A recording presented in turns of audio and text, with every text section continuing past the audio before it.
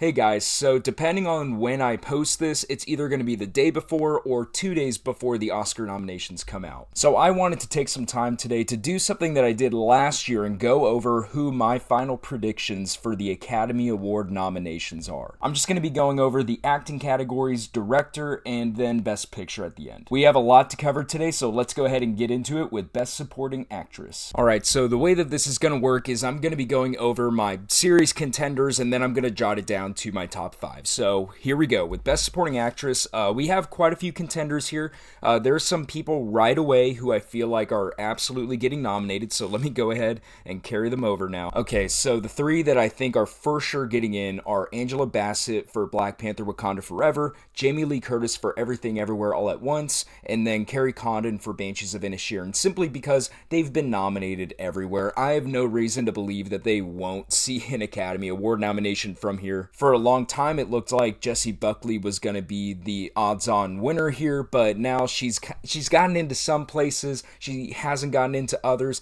She's not even a surefire to get nominated here. If she is looking to be outside of the top five, then I think that she would be like 6 or 7 at this point, but it's far from a guarantee, and she's not going to win at this point, or at least I don't think so.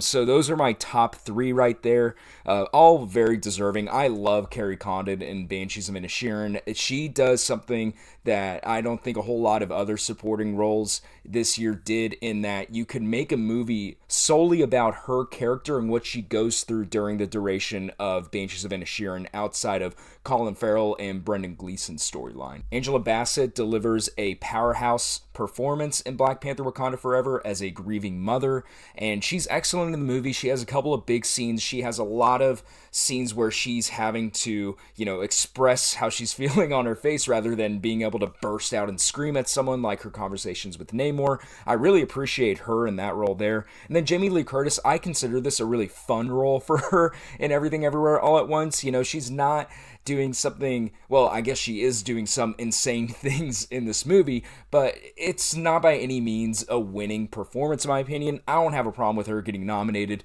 but for the longest time, I just didn't want it to be at the expense of someone who I also think is going to get in, and that would be Stephanie Hsu, also for Everything Everywhere All at Once. And the reason why I put her in there at the 4th spot is because I'm not sold that she is going to get in. She's missed out on a couple of awards bodies so far, but I would anticipate the Academy Awards being very high on Everything Everywhere All at Once, and honestly, I don't see an issue with both of them going and getting in there. Stephanie Hsu is definitely the performance that I preferred among the supporting actress nods from that movie. But you know what? I don't have a problem with Curtis getting in. And at the end of the day, I think that they will both end up riding the wave of Everything Everywhere All at Once. Now, where this gets complicated for me is who takes the 5 spot, because the Academy is notorious for throwing someone random in there at the very last minute who hasn't been nominated anywhere before. But we have a few names that have gotten nominations. Hong Chow for The Whale. I actually just saw The Whale like 2 nights ago. She is spectacular in that movie. And not only does she have The Whale going for her this year, but she was also in The Menu, a movie that was very liked by critics as well as audiences. Now, I know she can only get nominated for one movie, and the way that this should work is you should only get in off the merits of your performance in this movie in which you're nominated. But in the real world, if your name is out there, people have you top of mind. She was in 2 really good movies this year, and that could boost her up at the end. Then we have Jessie Buckley, who I already talked about. For a long time, she was top 2, top 3 contender. Now she's looking like she might be on the outside because Women Talking hasn't gotten a whole lot of traction. I still think that she has really good odds of getting in at this point because Women Talking is a front runner for a screenplay nod and a screenplay win at this point, and she may just end up be riding the wave of that. So she certainly has a chance. I would love if Janelle Monáe got a nomination there. Janelle Monáe got a nomination there. Sorry about that. I love Glass Onion. If you didn't check out my review, I think it's a 10 out of 10. Fantastic murder mystery. She's a big reason why I love that movie. She's gotten in on a few places, but I'm not convinced yet that the Academy would award her an Oscar nod for that turn. Nina Hoss is definitely a pick here who I could see being a person kind of on the outside that people aren't taking note of. But then Tar being a really fantastic movie, the Academy throws her in there, and she's kind of like a Margot Martindale for Animal Kingdom. People are like, what is this performance? But she's spectacular in the movie, so it wouldn't shock me if she got a nod here. It would be on the outside. I wouldn't bet the house on it, but it would not be the most shocking thing I've ever seen from the Academy Awards. Carey Mulligan has gotten in on a few places. The Academy likes her, so I wouldn't be surprised if she got a nomination here, but still, I think that other people have a better shot than she does. And then lastly, Dolly De Leon for Triangle of Sadness. This is a really interesting pick. I could very easily see the Academy going in this direction because Triangle of Sadness, I believe, won the Palme d'Or. She is a big reason why that movie is as successful as it is. I was okay on the movie. The third act is far and away the best part, and she is a big reason for that. So if she got nominated, much deserved. Ultimately, I think that this is going to be between three people. This is going to be between Hong Chow, Jessie Buckley, Dolly De Leon.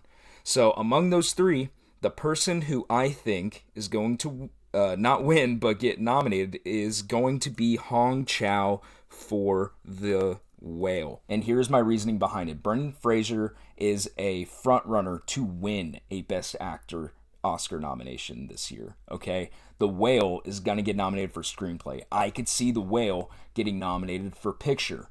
And she is spectacular in the movie. So if The Whale is getting all these nods, I could see her ultimately benefiting from that because The Whale has better momentum than Women Talking. Glass Onion, while I think is a better movie, pound for pound, it's not getting the award recognition that a Whale is getting.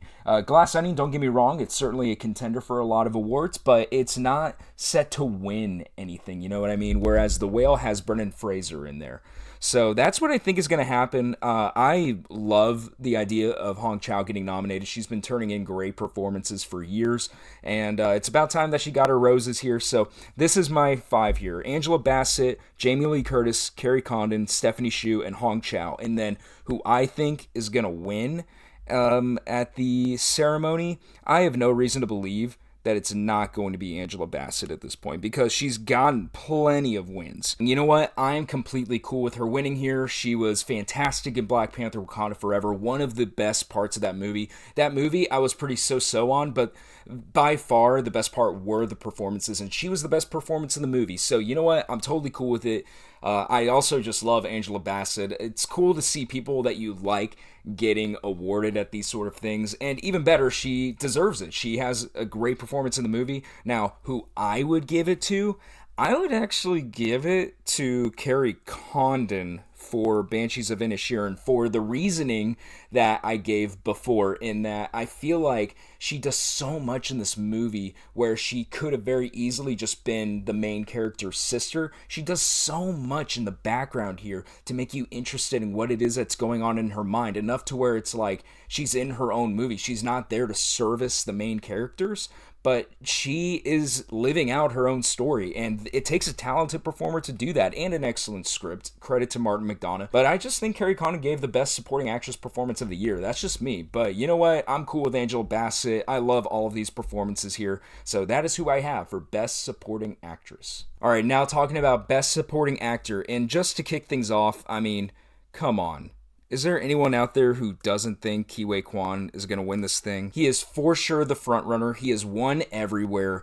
Everyone loves the guy. He has a great story. He's fantastic in the movie. And frankly, I think based off of merit alone, he deserves this. Nothing to do with this story. If he had been working in Hollywood for the last 30 years, I would feel the same way. He is excellent in this film. He is the best supporting actor. He's been winning everywhere. He's not only the front runner to get a nomination, but he is winning this thing, folks. In fact, I'm just going to highlight him now because, I mean, is there really any doubt in anyone's mind that this guy's the front runner at this point? Okay, now for the people who are going to round out the top 5, let's put in the Banshee Boys in here. Brendan Gleeson and Barry Keoghan. They've been getting nominated everywhere. So, again, it's the same rationale behind the top 3 for Best Supporting Actress, in that I'm going to assume the people nominated everywhere are probably going to get nominated for an Oscar if I'm playing the odds. There's a chance that one of them gets left out. If it is going to be someone, it's going to be Barry Keoghan, simply because I don't see Brendan Gleeson getting snubbed here in favor of Keoghan. But you know what? I think that they're both getting nominated here. I think that's a pretty sure bet.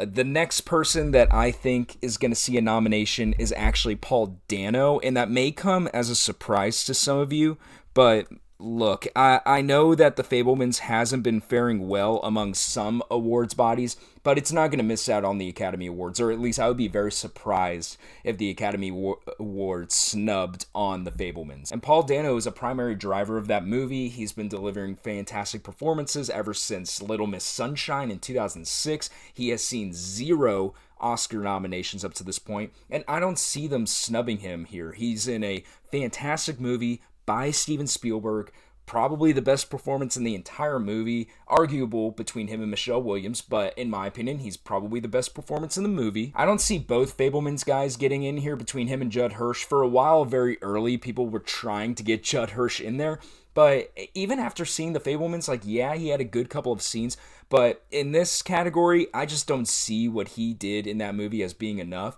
And if they're gonna prop up one of the Fabelmans guys, it's going to be Paul Dano, in my opinion. So I do think that while he's missed out on some awards bodies, he's going to see an Oscar nod here. But then supporting actor here at the 5 spot, this is where things get really interesting, similar to supporting actress, except now I really don't know what direction they're going to go in. If we're going based off of who's getting the most nods, it's Eddie Redmayne for The Good Nurse, and he's fantastic in that movie, by the way. But I don't know if The Good Nurse, if enough people are going to be really pushing for that movie here. I mean, how many people out here have heard of The Good Nurse? Exactly. Not many people have seen that movie. If you haven't, it's on Netflix, and it's really good. It also stars Jessica Chastain. But, you know, while Eddie Redmayne is certainly Oscar worthy in the movie, I just don't know if there's going to be that big of a push. And then you look at someone like a Albrecht Schuch, and my apologies if I butchered that name, for All Quiet on the Western Front. That movie is looking to have many nominations. He has actually gotten nominated in several awards bodies at this point. I would consider him like a top 6 contender right now, because whenever you look at everyone else, Brian Tyree Henry, he got in one place, Michael Ward got in here, Brad Pitt got in at the Globes, and I think one other awards body, but none of them have really gotten the same sort of traction that Schuch has and that Redmayne has. But you know what, ultimately, I'm going to go with Eddie Redmayne here. Now, I would probably prefer the guy from All Quiet on the Western Front get a nomination.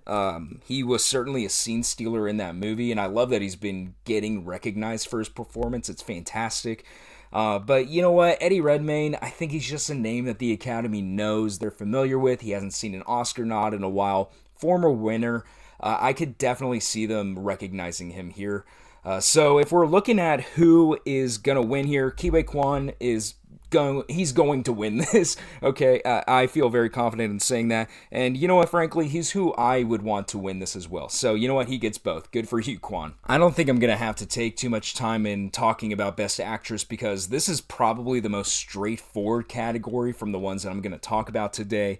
I mean, straight away, you have 2 people here who are absolutely getting nominated, and that's Cate Blanchett for Tar, and Michelle Yeoh, I have Michelle Yeoh there, I'll correct that, Michelle Yeoh for Everything Everywhere All at Once. Dang you, autocorrect. But yeah, I have those 2. Those are clearly the 2 front runners here.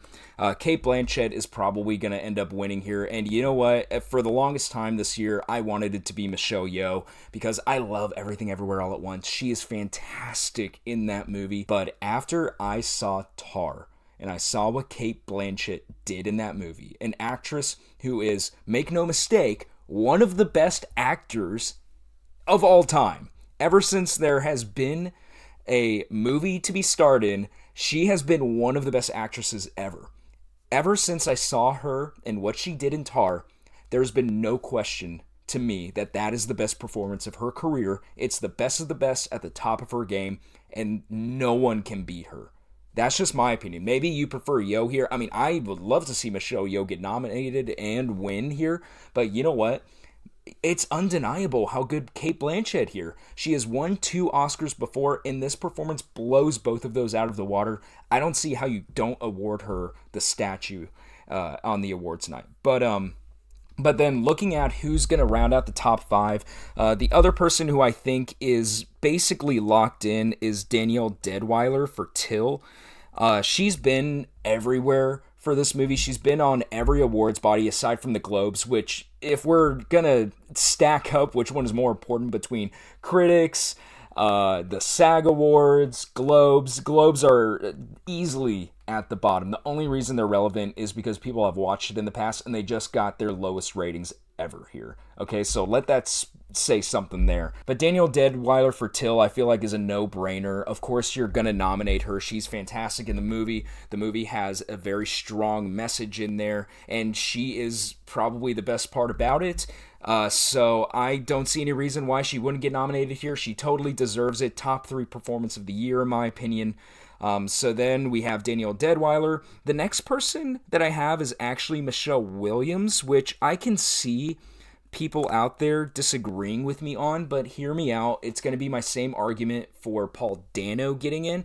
The Fabelmans, I feel like it's been missing out on certain awards bodies, but I just don't see it missing at the Academy Awards. Michelle Williams has also been nominated for 4 Academy Awards before, so they're not skittish on nominating her. And frankly, if she was in the Best Supporting Actress category like she should be, she would be a top 2 contender to win there with Angela Bassett. I really do believe that. And so Michelle Williams, while she's missed out on a few awards bodies right now, I still don't think she's going to have an issue in there. I'm not willing to lock her in because there is a chance that something crazy happens with an Ana de Armas or maybe even a Margot Robbie. Right now, I think Margot Robbie is probably at the 7th spot. Ana de Armas has a better chance of squeaking in there. But you know what? Michelle Williams, I still think has a fantastic chance. But then at the top 5, and really it's not even close between her and the other 2, is Viola Davis for The Woman King. She's no stranger to the Academy Awards. She's a powerhouse performer here. It's a good movie. There's no reason not to nominate her over an Ana de Armas or Margot Robbie, who both delivered fantastic performances. Well, I'm assuming Ana de Armas did. I can't bring myself to watch Blonde. Still, I just can't. But apparently she is fantastic in the movie, judging by Colin Farrell's Golden Globe speech. But where those 2 movies in Blonde and Babylon are quite divisive, it seems like everyone that's gone to see Woman King absolutely loves the movie.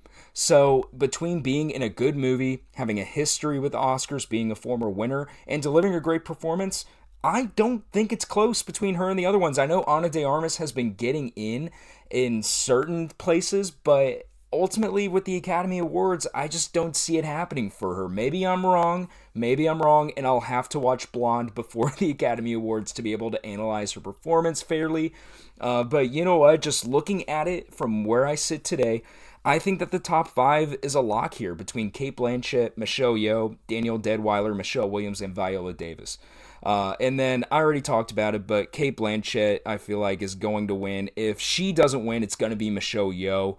And frankly, I think that Cate Blanchett deserves it. In a world where I would award it to the performer who I just loved the most in their movie, I would give it to Michelle Yeoh. I mean, she is excellent in Everything Everywhere All at Once. I love her performance, and I just love her as a performer and what she's delivered over her last 2 decades of work since Crouching Tiger, Hidden Dragon.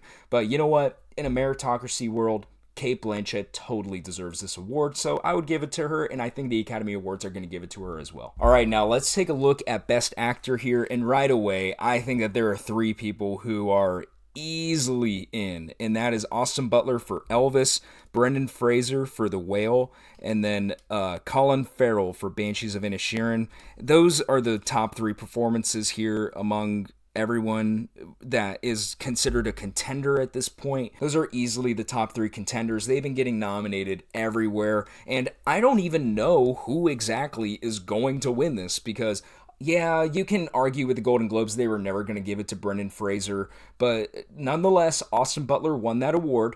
Colin Farrell won for musical or comedy. Brendan Fraser just went out and won one. It's kind of hard to say who is going to win here. For the longest time, Brendan Fraser was considered easily the front runner, but then Colin Farrell Austin Butler came roaring up there. They've been doing the circuit. They've been getting their nominations. And you know what? Any of the three of them could win. Now, I definitely have a preference on who I want to win. I'll talk about that once I round out the top 5. But you know what? All three of them are getting nominated and much deserved.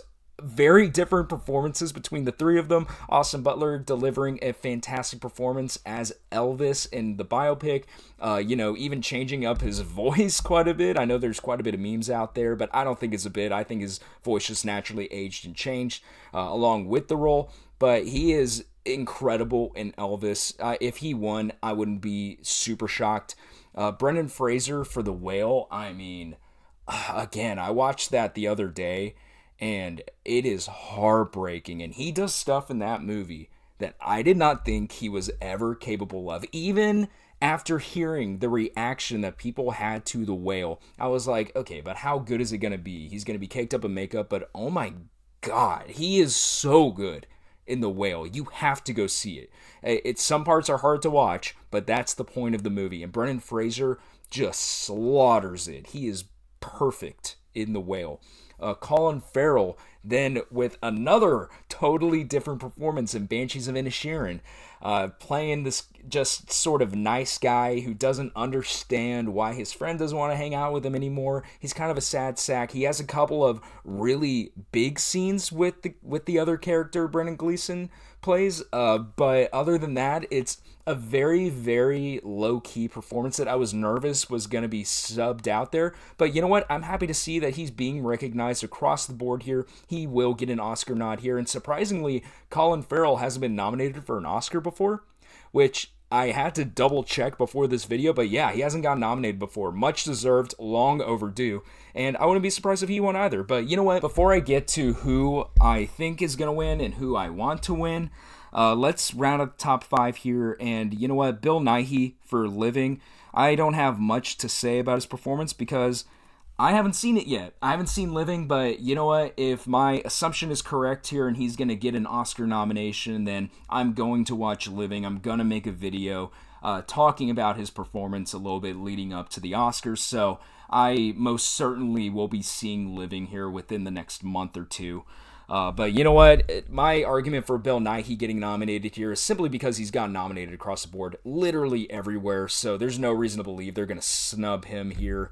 And then at the 5 slot, I am happy to say I think it is going to be Paul Mescal for Aftersun. And this was a performance that I was really nervous was not going to have a chance at an Oscar nod. But now seeing where he's gotten in at, I feel like he has really good odds here. They may end up still subbing him out. But you know what? Even on awards bodies where Aftersun has not been recognized for director or picture, Paul Mescal has been there for best actor. And I absolutely love that. I think he gave a perfect performance as Callum in Aftersun. I have a video out there about the movie if you're interested on learning more about the movie and just my thoughts about it. But you know what? I think he's gonna get an Oscar nomination here, which is crazy. I didn't think that he was gonna have a chance, but now he's getting in on certain places. And while I don't think he's gonna win, I do think he's gonna get nominated now. And the very next person from him would be Tom Cruise from Top Gun Maverick. And right away, whenever nominations started coming out for stuff, I just didn't see it for Tom Cruise. He had the odds of being in the top 5, but ultimately, while I do feel like he deserves recognition for Top Gun Maverick, I think it's going to be as a producer whenever it gets nominated for Best Picture. I don't think he's going to be considered a Best Actor contender for this film. Now, don't get me wrong, he's good in the movie, but he's not as good as Paul Mescal. He's not as good as Colin Farrell, Brendan Fraser, Austin Butler. I can't contend for Bill Nighy. I'm just playing the odds on that one. But looking at the performances that I've seen from the contenders here, while it is a different performance, it calls for different things, I just never considered Tom Cruise to be top 5. And that's just me. Maybe I'm wrong. Maybe I'll be eating crow whenever the nominations come out and he bumps out Paul Mescal. I'll be upset, but whatever. But yeah, I have Tom Cruise sitting out there. Hugh Jackman just simply hasn't been getting his nominations. I don't think it has a chance at this point. The Sun just has not been as well received as some of these other movies. So while I love Hugh Jackman, he's not going to get an Oscar nod, or if he did, I'll be surprised. Jeremy Pope certainly certainly has a chance. Everyone loves the guy. It seems like he is a jack of all trades between his theater performances, TV, movies. So while I don't think he's getting in here, this is certainly not the last time we see his name. He's probably going to end up being in the talks this time next year or the year after, because he's just bound to do another Oscar contender type movie. And then the reason I have Adam Sandler in here is because he got in at the Screen Actors Guild Awards, and I don't think he's gonna get in here. I love the Sandman. I particularly love him in Uncut Gems, like everybody else on the internet. But you know what? He is very good in Hustle. Again, kind of the same thing as Tom Cruise. His performance calls for different things. He's great in the movie, but I just don't consider it to be a top 5 performance. The SAG nomination could just be his fellow actors wanting to award him something, some sort of recognition for his work outside of comedy on Netflix. So you know what? I still have him here at the contender, but I don't think he's going to get an Oscar nod. So then talking about who I think is going to win, I think Brendan Fraser is going to close it out. I think he's going to end up getting the win. There's been some doubt behind The Whale after it was released, and the reception on it was mixed. It's at a 66% on Rotten Tomatoes. I do think the Academy is going to end up being high on The Whale, though, between Hong Chow, Brendan Fraser, the screenplay nod, and then maybe even Best Picture, but I'll get over to that in a second. But you know what? I think Brendan Fraser is going to end up closing it out. I think he's going to end up winning. Austin Butler and Colin Farrell certainly still have a chance on winning. But yeah, I just think it's going to be Brendan Fraser. And you know what? After seeing the movie, I think that he deserves it. I think he totally deserves it for The Whale. Fraser had to do a lot in this movie. He completely pulled it off. He did something that no one believed he could do. It's a great comeback story, and I think that the Academy is ultimately going to be awarding him for all of those factors. All right, then we got Best Director, and if you couldn't tell, this is a stacked category. This is going to be a really hard one this year. And this is the issue that I have with Best Director now, ever since they increased the number of Best Picture nominations, in that the person that is most responsible for a Best Picture is going to be the director, the maestro, kind of weaving everything in there. So in a world where we have 9 to 10 Best Picture nods, we're guaranteed 10 this year. In a world where we have that many Best Picture nods, there are naturally going to be 9 to 10 Best Director contenders, in my opinion. But then you got to jot it down to 5. So I hate that we have to cut some people out here, but that's just what the ceremony does. It doesn't mean that the people that are left out here aren't deserving of a nomination, but we live in a world where you can only nominate 5. And so I'm going to just nominate the 5 and say who I think is most likely. And right away, I think the two people that are, I guess, locked in. I'm hesitant to say locked in because I was sitting here this time last year saying Denis Villeneuve will absolutely get nominated for Dune. And that still blows my mind that he was snubbed for that movie. It makes no sense. But in my opinion, I think Daniels and Steven Spielberg have it in the bag. The Academy is going to be high on The Fabelmans. They love Steven Spielberg. He's deserving of the nomination. And then Daniels delivered the most different movie of the year.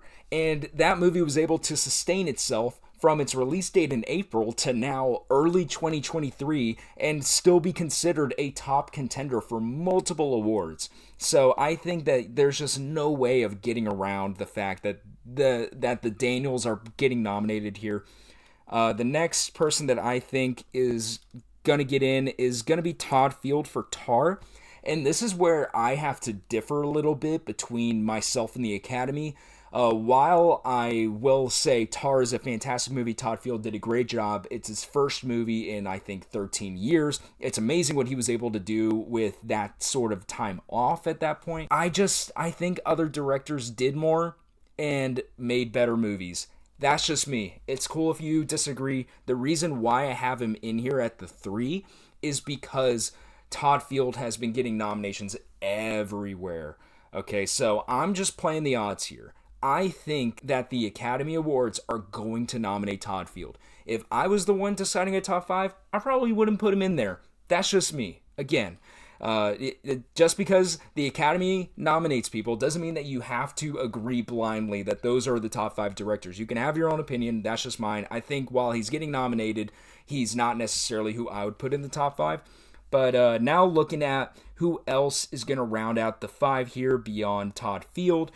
We have plenty of contenders here, but you know what? Martin McDonagh, I feel like, is another guy who likely to get in here. Banshees of Inisherin, it's looking at getting 4 actors nominated. It's going to get nominated for screenplay, best picture. I don't see how you don't award best director there. I think that it has a case to be nominated for cinematography. I mean, the landscape shots were gorgeous in that movie. I loved just watching this thing. And just everything that Martin McDonagh's done up to this point warrants an Academy Award nomination. He was straight up snubbed for 3 Billboards Outside Ebbing, Missouri, so I don't see the Academy snubbing him again here, especially for a movie that I would consider to be his best one yet. So I think Banshees is going to get in there.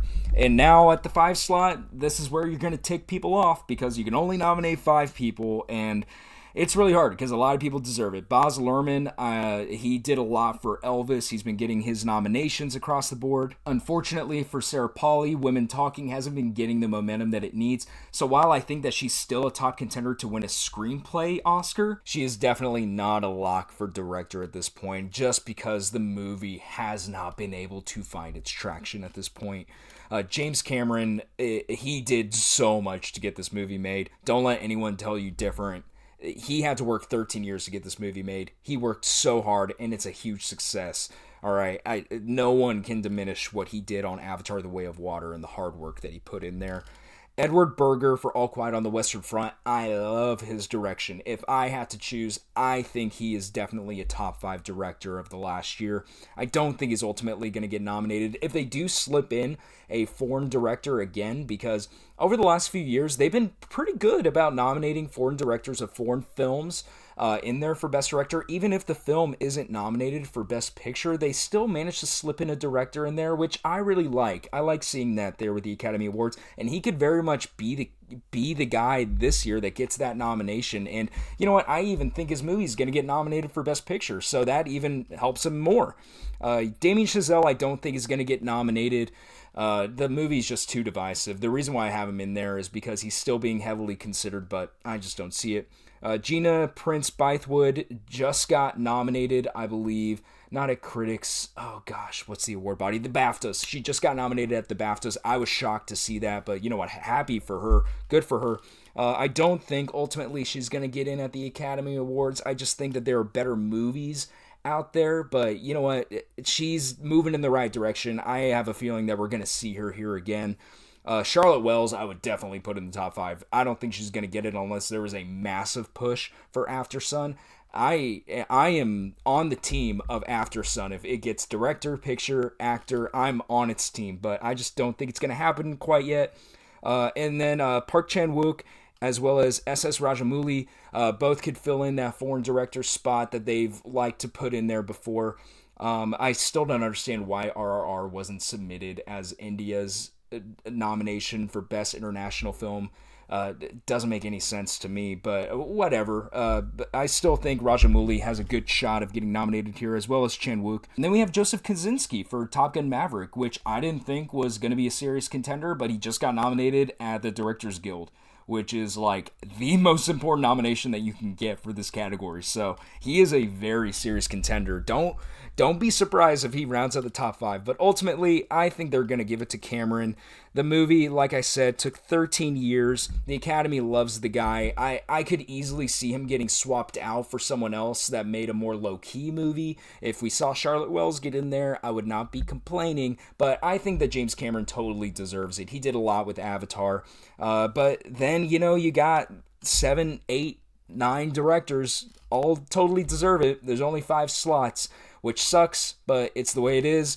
You can argue that they need to expand the Best Director category at this point. I am never going to be pro expanding the number of people in a category because it kind of diminishes what the award means if you just let everyone in at some point. I like it being at a 5, and we have so many good contenders. I could be wrong about 2 or 3 of these names here, but you know what? Whoever gets in, I think is totally deserving. So I'm really excited to see what happens with Best Director. I almost forgot. Who do I think is going to win and who do I think deserves to win? I think the Daniels are going to win, and I also think that they deserve to win. Straight up, I think that they made the most creative movie of the year. Everything Everywhere All at Once is getting a major push across all the awards bodies right now. And I think that they got this. I know that they're still considered an underdog for a Steven Spielberg, maybe even a Martin McDonagh, but frankly, I think that they're going to get it. I think that they're going to end up winning Best Director. I think they have all the momentum at this point. The movie, I think, is probably going to win Best Picture. Spoiler, I think Everything Everywhere All at Once is going to win Best Picture. But I think that they got it. I really do. All right, now for the big award. We got Best Picture in here, and there are 10 nominees for this category. So right away, I'm going to jot down the movies that I think are definitely getting in, and I'm just going to bunch them up here. Let's see. We got those three, and then we got Top Gun Maverick is going to get in there. Oops. Top Gun Maverick is going to get in there, I believe. We got, what else? Avatar, The Way of Water.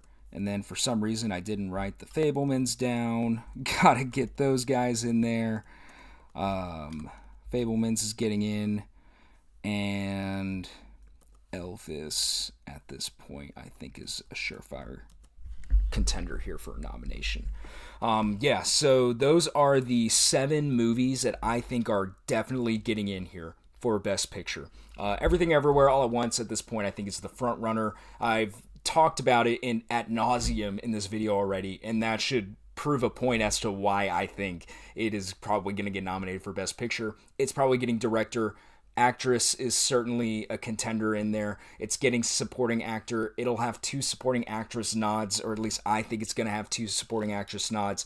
And it's going to be nominated for a slew of nominations on top of all of that. So I think it just has all the momentum right now. It's the little indie movie that could. Everything Everywhere All at Once, I think, is probably going to win whenever it comes to the Oscars night. So I'll go ahead and I'll highlight that. I really think it's going to win. And then Tar, I think, is going to get in there. Excellent movie. Todd Field probably getting nominated for director. It just makes sense. Banshees of Inisherin, same sort of argument for Everything Everywhere All at Once. It's going to get a ton of nominations. While I don't think it's going to win, I wouldn't be surprised if it had a chance in there, okay? You may be calling me crazy, but I'm telling you, it has a better chance than you think, okay? A lot of people like this movie. It's going to be nominated for a lot of stuff. It absolutely has a shot there.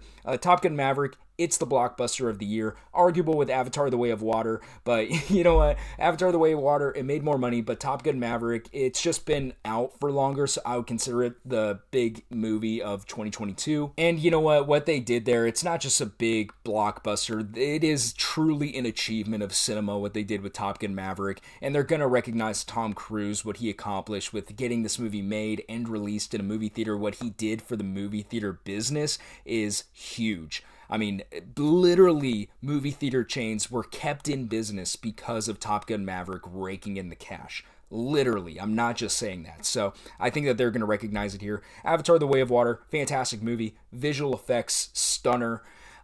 It's absolutely getting nominated here. I'd be shocked if it got left out.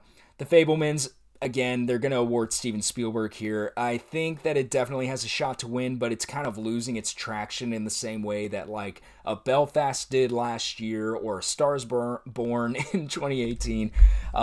People are going to argue that it's a simple plot, but it doesn't change the fact that it's a fantastic movie, okay? I haven't met one person that doesn't love The Fabelmans, okay? So with the Academy, it absolutely has a shot to win, okay? So Fabelman's there. And then Elvis, this is probably going to be the most divisive of the guarantees that I put in there. But you know what? Elvis, it's a good movie. Austin Butler is a contender for Best Actor at this point. It's the best Elvis biopic that we've gotten. It's really out there with its editing, which shouldn't be a surprise to you if you know Baz Luhrmann's previous work. So I think that it's ultimately going to get in there, and it's been getting nominated for Best Picture everywhere. So you know what? I'm putting Elvis in there. And then let's see, that's 1, 2, 3, 4, 5, 6, 7. So I got 3 more slots in here, and I think All Quiet on the Western Front is going to be in there at the 8th spot, and it totally deserves it. It's an outstanding war movie. It's a real bummer, so if you're going to sit down and watch it, make sure you prepare yourself, but I would recommend that you do. It's an amazing movie about war and what it does to a person. You grow attached to these guys throughout the movie. But anyway, this isn't a review for All Quiet on the Western Front. But you know what? It's been getting its nominations. Edward Berger there is a contender to get a Best Director nod. So I think that it's certainly getting a picture nod here. And it's probably going to win Best International Film as well if Decision to Leave doesn't. All right, 9 and 10. This is going to be really interesting, folks. I think Women Talking is going to get in there for picture. And then I actually also think The Whale is going to get in. And I am not as sure about these two. I think that Women Talking is going to get in because I have a hard time believing that a movie that wins a screenplay Oscar will not also be nominated for Best Picture. I don't remember the last time that's happened, if it's happened ever, in the era where we've gotten 9 to 10 nominations. That's the thing. If we have 10 nominations and 2 screenplay winners, you're going to tell me one of those screenplays isn't going to get a Best Picture nod? Come on, it just doesn't make sense to me. So I think while Women Talking, it hasn't been getting the traction it needs. It hasn't been getting the nominations. It could very well make a push before the Academy Awards. And if it is a true contender for a screenplay win, it's going to be there at Best Picture. That's just me. I would be shocked if it won screenplay and didn't get nominated for Best Picture. That just doesn't make sense to me.